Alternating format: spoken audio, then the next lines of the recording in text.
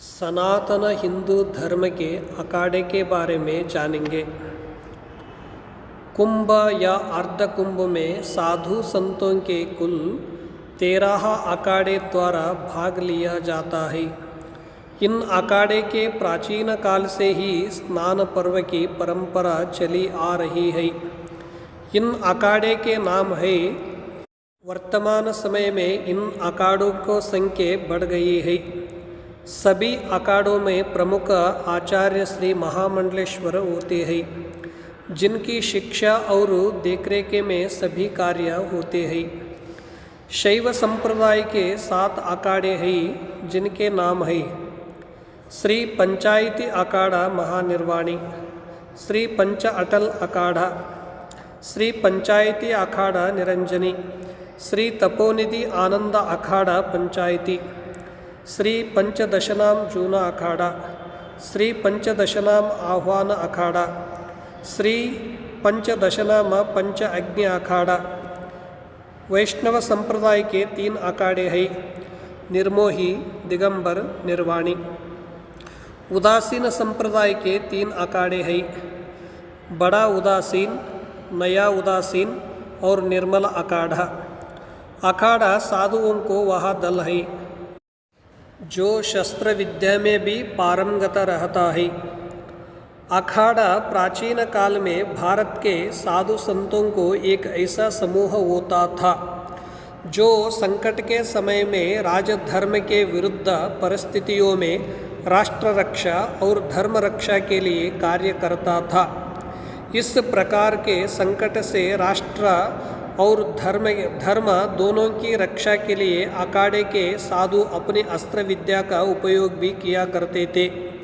इसीलिए अखाड़े के अंतर्गत पहलवानों के लिए एक मैदान होता था, जिसमें सभी अखाड़े के सदस्य शरीर को सुदृढ़ रखने और संकट के समय में सुरक्षा के दृष्टि से खुद को एक से बढ़कर एक दावा पेच का अभ्यास किया करते थे।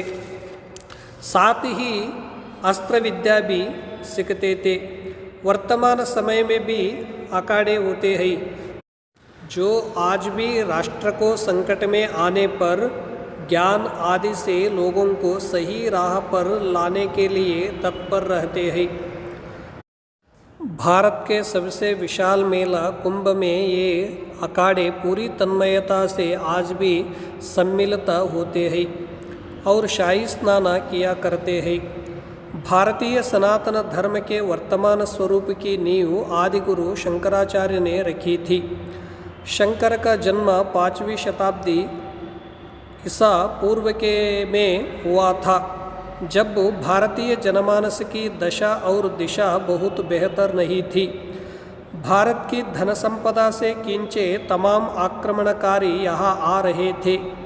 कुछ उस खजाने को अपने साथ वापस ले गए तो कुछ भारत की दिव्य आभा से ऐसे मोहित हुए कि यही बस गए। लेकिन कुल मिलाकर सामान्य शांति व्यवस्था बाधित थी। ईश्वर, धर्म, धर्मशास्त्रों को तर्कशास्त्र और शास्त्र सभी तरह की चुनौतियों का सामना करना पड़ा रहा था। ऐसे में शंकराचार्य ने सनातन धर्म की स्थापना के लिए कई कदम उठाए, जिनमें से एक था देश के चारों कोनों पर 4 पीठों को निर्माण करना। यहाँ थी गोवर्धन पीठ, शारदा पीठ, द्वारका पीठ और ज्योतिर्मठ पीठ। इसके अलावा आदिगुरु ने मठों मंदिरों की संपत्ति को लूटने वालों और श्रद्धालुओं को सताने वालों को मुकाबला करने के लिए सनातन धर्म के विभिन्न संप्रदायों की सशस्त्र शाखाओं के रूप में अखाड़े के स्थापना की शुरुआत की। श्री शंकराचार्य जी ने अखाड़ों को सुझाव दिया कि मठ मंदिरों और श्रद्धालुओं की रक्षा के लिए जरूरत पड़ने पर शक्ति का प्रयोग करें। इस तरह बाह्य आक्रमणों के उस दौर में इन अखाड़ों ने एक सुरक्षा कवच का काम किया।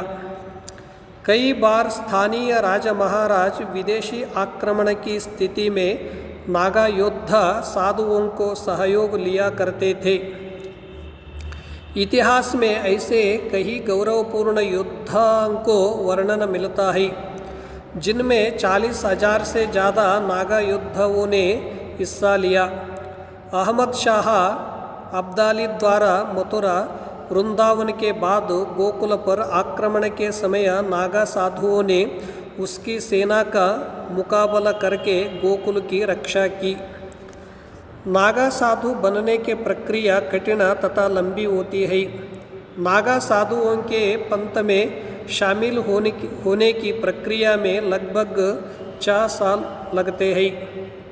अखाड़ा अच्छी तरह जांच पड़ताल कर योग्य व्यक्ति को ही प्रवेश देता है।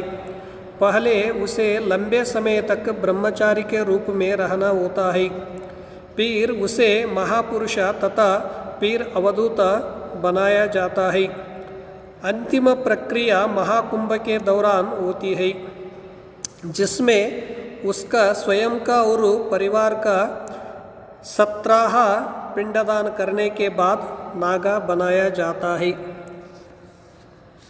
इस पावन शुभ अवसर पर आप सभी को शुभकामनाएं।